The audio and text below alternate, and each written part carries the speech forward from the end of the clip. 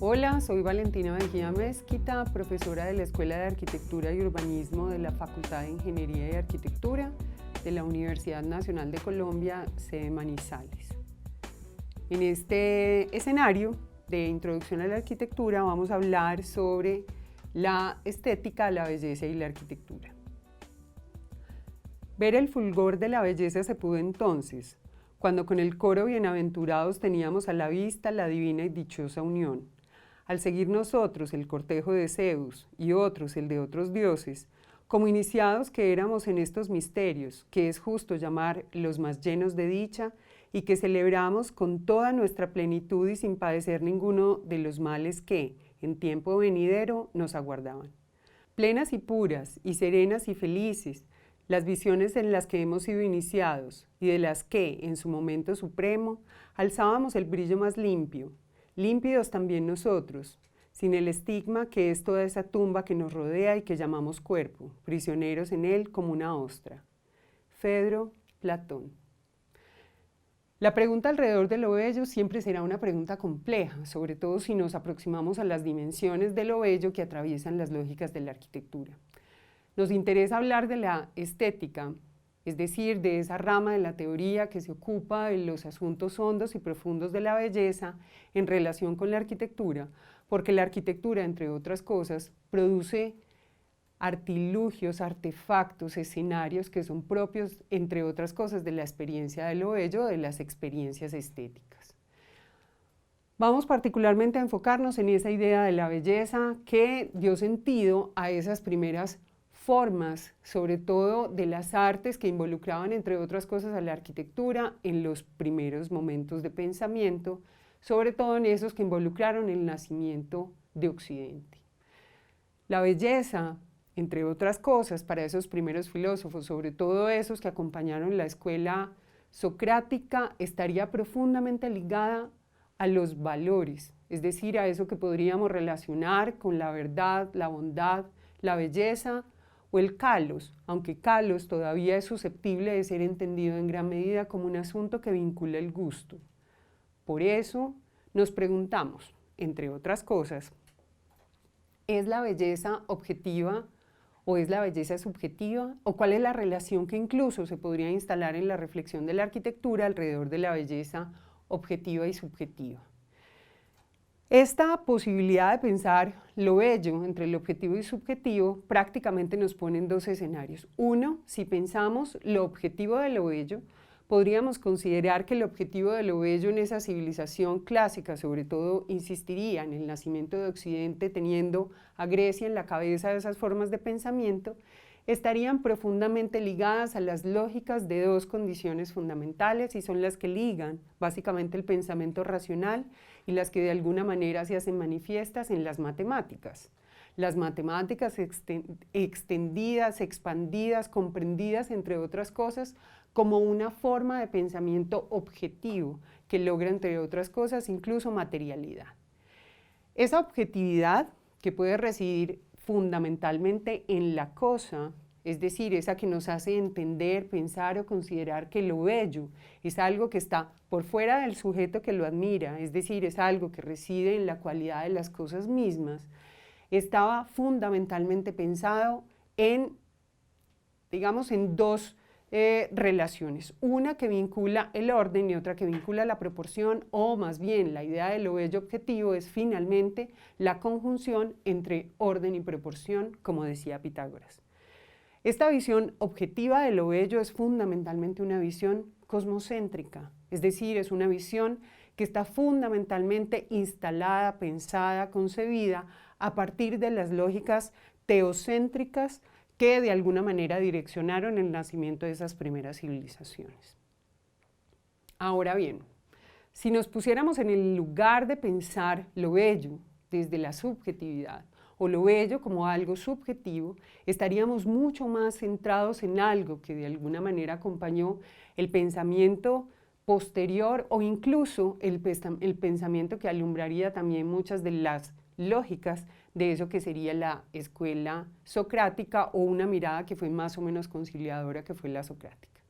Y es que la belleza subjetiva tiene que ver finalmente con el sujeto que admira la cosa, es decir, con el sujeto que establece una relación con esa cosa que de alguna manera está configurada como un artilugio del mundo o finalmente como una experiencia misma de la naturaleza. Está en la mirada, no está en la cosa.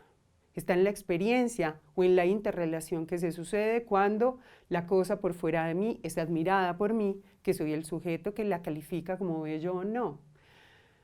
Bien decían finalmente los sofistas que el hombre es la medida de todas las cosas, y pensar que el hombre era la medida de todas las cosas era pensar que finalmente, entre otras cosas, el atributo de lo bello se lo otorgaba a quien lo admiraba. Esa visión es fundamentalmente antropocéntrica. Es una visión que se desinstala del lugar cosmocéntrico, del lugar fundamentalmente, incluso teocéntrico, para pensar es que finalmente lo bello reside en el sujeto que lo admira.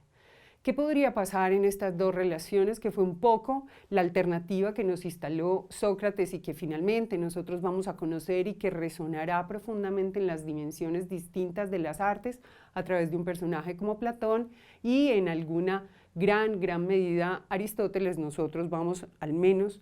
a conversar particularmente sobre un asunto significativo que señalaba Platón, que tiene un eco profundo en los nacimientos de esa arquitectura en Occidente.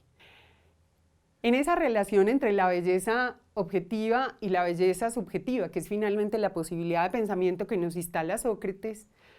estaba casi que en la intención de conciliar, uno, que la belleza objetiva fundamentalmente en esa visión de orden y proporción es una belleza que está pensada clarísimamente en una lógica estable de ese cosmos que claramente se ve representada en la simetría.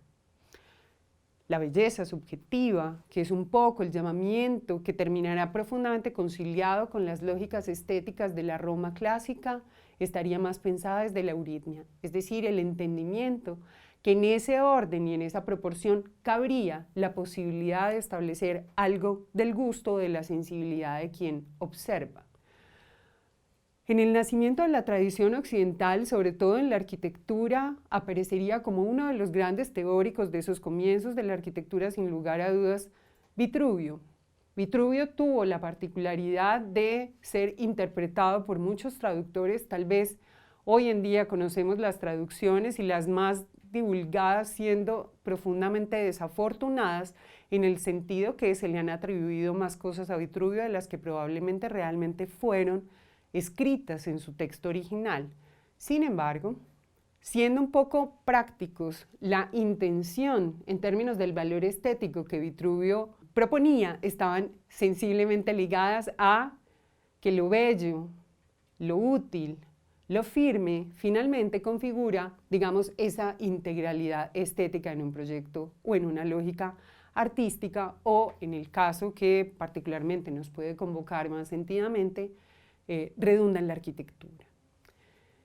Esas tres dimensiones podrían recoger en un valor estético que conjugue simetría como belleza objetiva, euritmia como belleza psicológica y decoración como belleza socialmente valorada, como nos lo recuerda Massiero en su Estética de la Arquitectura, y que finalmente nos pondrían la posibilidad de pensar, por ejemplo,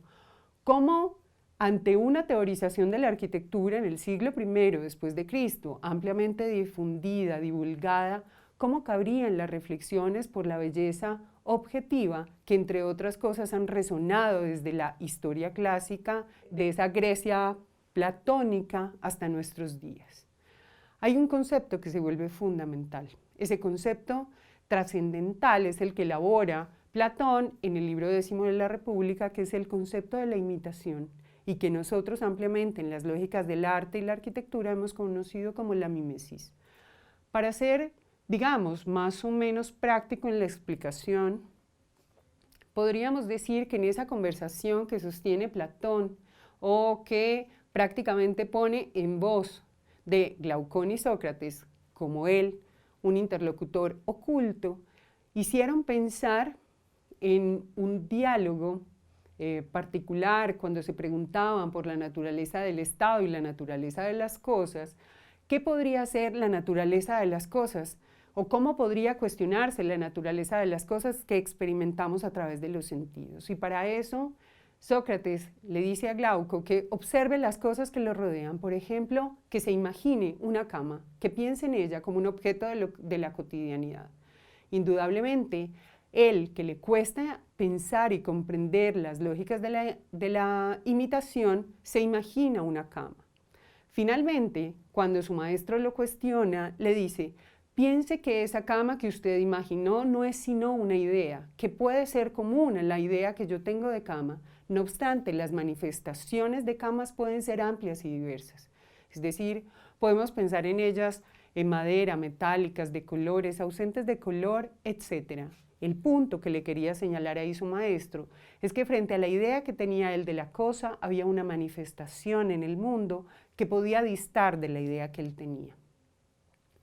Ese distanciamiento puede tener una experiencia adicional, y es qué pasaría si tuviéramos esa cama reflejada en un espejo. Es decir, podríamos tener tres ideas de un objeto que ha trascendido de la imaginación a la experiencia material y finalmente incluso a una intención imitadora posterior. El punto en cuestión que quiere llamar la atención Platón es que lo que tenemos frente a nuestros ojos puede ser engañoso, puede distar de la objetividad de nuestras ideas. Por eso la teoría de la belleza que ha crecido, que se ha mantenido robusta, sobre todo en la teoría de la filosofía que ha acompañado la estética, en gran parte de su historia, probablemente menos cercana en la contemporaneidad, ha estado profundamente ligada a esa visión objetiva y los cuestionamientos que la subjetividad le puede ser atribuibles o lo que la subjetividad podría cuestionar frente a ella. En esa misma lógica y en ese mismo pensamiento de Platón, probablemente con los ejemplos de las camas que podrían ser confusos, diversos, cuestionables, también llamaría la atención un texto que será fundamental para el reconocimiento de eso que podía pensarse como lo bello objetivo. Y es que Platón, de alguna manera, también pensó que las cosas del mundo, fundamentalmente para que fueran entendidas por todos como formas de lo bello, tenían que tener básicamente un reconocimiento de la geometría y la matemática absolutamente racional y ortodoxa, por decirlo de alguna manera. Es decir, para cualquiera está más allá de toda duda que fuego, tierra, agua, aire son cuerpos, y esas formas de los cuerpos fundamentalmente estaban representadas por las formas de la lógica geométrica. El punto en cuestión es que esa objetividad de lo bello es matematizable, o así lo creían muchos de esos filósofos o teóricos de la antigüedad que trataron de darnos con estas formas puras, las más puras, como las llamaría Le Corbusier, probablemente como el gran reto de la arquitectura, más o menos unos 23 siglos después, era pensar cómo hacíamos el juego magnífico, sabio, de la luz frente a estos volúmenes que se despliegan como la posibilidad de la experiencia de la materialidad arquitectónica. Casi que podríamos recoger esa reflexión de lo bello, al menos la de lo bello objetivo, como una puesta en común entre las lógicas del pensamiento racional, las lógicas de la matemática y una forma de representación fundamentalmente con una geometría que luego conoceremos clarísimamente como la geometría euclídea. En las otras formas de lo bello, es decir, en las formas subjetivas de lo bello, estaría básicamente el esplendor. La posibilidad de reconocer que lo bello no siempre es visible a los ojos y que la experiencia de la belleza es una experiencia subjetiva que está profundamente atravesada por la emoción. Probablemente estemos regresando a esa imagen de la Grecia clásica, a enfrentarnos a un edificio como el Partenón, tal vez uno, sin lugar a dudas, en la historia de la arquitectura, como de los más bellos. No necesariamente porque en él resida una belleza absolutamente esplendorosa, visible hoy en día, probablemente por lo que él significa, probablemente por lo que él significó,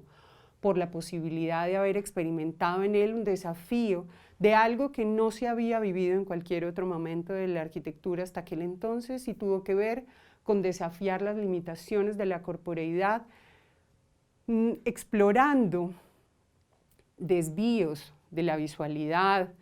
atravesando digamos esas lógicas matemáticas puras de la objetividad, alterando lo que para los sentidos humanos habría sido corruptible, procurando la experiencia estética de un edificio que estimaban perfecto. La consideración final o la reflexión final sería pensar que lo bello no se agota, o que la reflexión de la belleza en la arquitectura no se agota, sino que nace en estas primeras civilizaciones como una puesta en común de lo que puede ser entender las honduras de la experiencia estética de los hombres frente a las cosas que producimos en el mundo, en ese intento por hacerlo más habitable. Muchas gracias.